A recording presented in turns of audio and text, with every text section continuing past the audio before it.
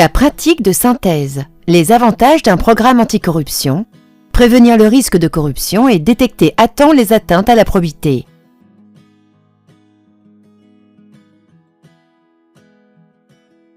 Premier cas. Second cas. La plus-value d'un plan anticorruption. Premier cas. Le directeur général de la commune de Sétissi, 50 000 habitants, reçoit un appel du journal local l'informant que l'un de ses agents fait l'objet d'une plainte déposée par une entreprise évincée d'un appel d'offres que la commune vient d'attribuer.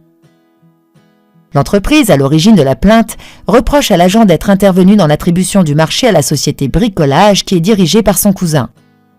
Elle vient de contacter la presse locale pour dénoncer publiquement ses agissements. Enfin, elle a entamé une procédure de demande d'annulation du marché en question devant le tribunal administratif. Le directeur général déclenche une enquête interne. Ses conclusions montrent que la société Bricolage a été attributaire de plusieurs marchés de la commune depuis une dizaine d'années, mais également de commandes importantes hors marché sur simple devis.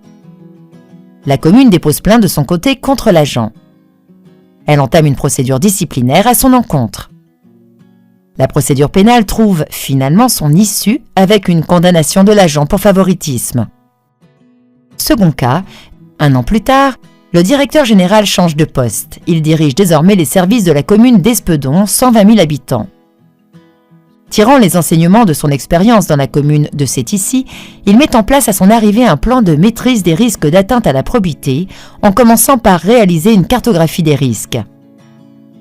Les conclusions des travaux sur la cartographie des risques n'étonnent pas le directeur général. En effet, la commande publique est identifiée comme une source de risques majeurs et en particulier de risques de favoritisme. À la suite de cette analyse, plusieurs mesures de prévention sont mises en place au sein des services de la ville d'Espedon. Le directeur général veille en particulier à ce que des actions de prévention spécifiques soient réalisées pour tous les services intervenant dans le processus de la commande publique. Le service des marchés publics qui mène à la procédure sur le plan administratif, mais aussi les services opérationnels qui interviennent dans la définition des besoins, l'analyse technique des offres et dans le suivi de l'exécution des marchés. En outre, l'organisation des tâches liées aux procédures de marché a été revue afin que chaque dossier soit traité par un binôme et non par une personne seule. La ville effectue des vérifications régulières de contrôle interne et a prévu d'auditer ponctuellement la mise en œuvre des procédures de marché public dans leur globalité.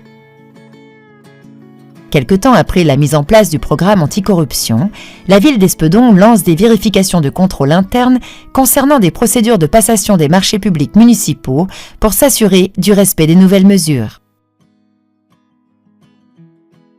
À cette occasion, un agent du service marché signale à la mission d'audit interne qu'un de ses collègues, agent opérationnel, a insisté à plusieurs reprises auprès de son service pour recourir à une procédure d'urgence. Cela concerne les travaux de rénovation d'une école. Ils sont prévus de longue date, mais la rentrée approche et aucune procédure n'a encore été lancée. La proposition vise à s'affranchir d'une mise en concurrence régulière pour être prêt en septembre. L'agent a donc suggéré d'utiliser artificiellement la procédure d'urgence afin de réduire le plus possible les délais, ce qui limite la concurrence et peut constituer le délit de favoritisme. La mission d'audit interne confirme le caractère illégal du recours à l'urgence dans cette situation. La ville n'utilise donc pas la procédure d'urgence et lance un marché public en bonne et due forme. Quelle est la plus-value d'un plan anticorruption? L'expérience du directeur général nous montre que, dans le premier cas, la commune de Sétissi a subi les conséquences d'une infraction détectée tardivement et médiatisée. Dans le second cas, la commune d'Espedon a pu maîtriser le risque. Elle a détecté une anomalie et a mis fin à la situation à temps pour éviter un acte illégal et un délit de favoritisme sans autres conséquences majeures. En effet, grâce à leur formation à l'anticorruption et aux vérifications de contrôle interne, les agents du service marché ont pu facilement signaler le caractère anormal du recours à la procédure d'urgence. Les vérifications de la mission d'audit interne ont pu être efficaces car ciblant le processus sensible de passation des marchés publics qui avait été identifié par la cartographie des risques et ont permis d'éviter à temps la commission d'une infraction. Avec la formation des services opérationnels sur la commande publique, le nombre de demandes de procédures d'urgence a fortement diminué.